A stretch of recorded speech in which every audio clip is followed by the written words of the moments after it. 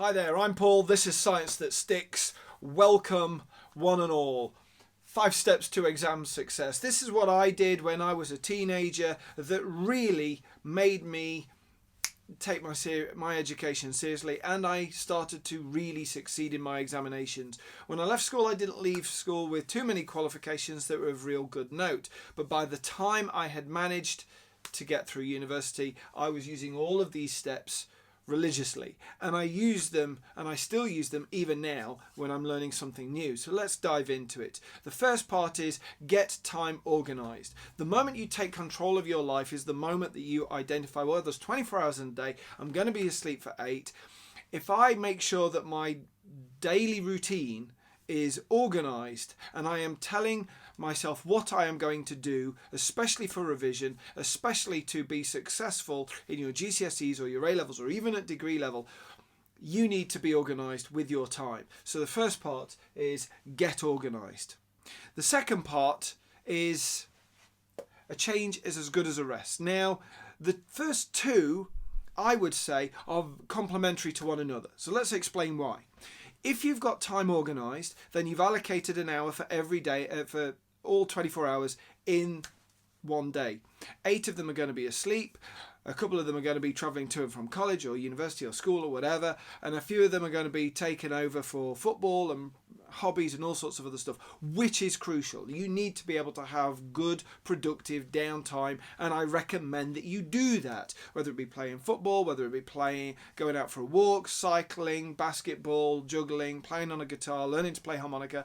I don't care what it is that you do that is productive, that is not academic, but you go and do it, okay, even if it's meditating. The next part of this is a change is as good as a rest. So once you are organised, if you do, let's say on a Monday, you're doing chemistry, biology, physics. On the Tuesday, in fact, actually, that's only half an hour each. So if you're doing GCSEs, you might want to just put that up to a couple of hours so that you do at least 5 of your 8 or 9 subjects over the Monday night, and then the same with Tuesday, Wednesday, Thursday, Friday, and so forth and so on.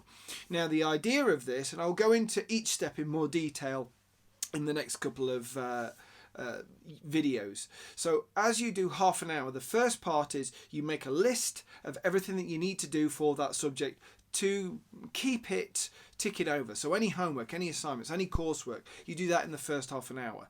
And then when you start to repeat your half an hour sessions, so maybe by Wednesday, you're already on top of your homework, you're already on top of your assignments, then you can start building on what you have learned and how to move forward.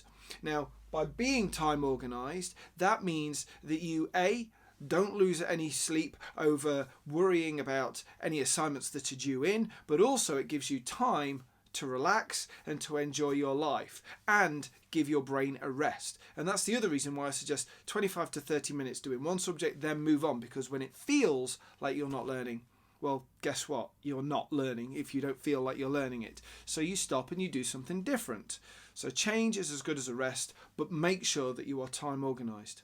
The third one, memory development and memory palaces, etc. Now, I have talked about this previously, and I will go into a lot of detail about what you can do to develop your memory, and it is really worth developing your memory, and you can do this in conjunction with step 4, but also having a look online at various memory palaces, how to create one, what one is. Now, a memory palace is when you sort of close your eyes and you think to yourself, right, what does my house look like? What rooms are where? And then you start to allocate, and you have to use your imagination. If you don't use your imagination, then it won't work for you. Now, as many students that I've tried to teach this to, like, my brain doesn't work like this, sir.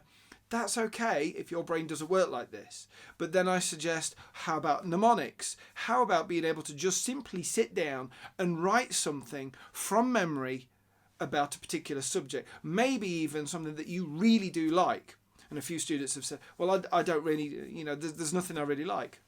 One student a few years ago happened to say this to me, and I said, well, you love football, and I think you're a big fan of Milan, right? So why don't you write everything that you can down about your favourite football team?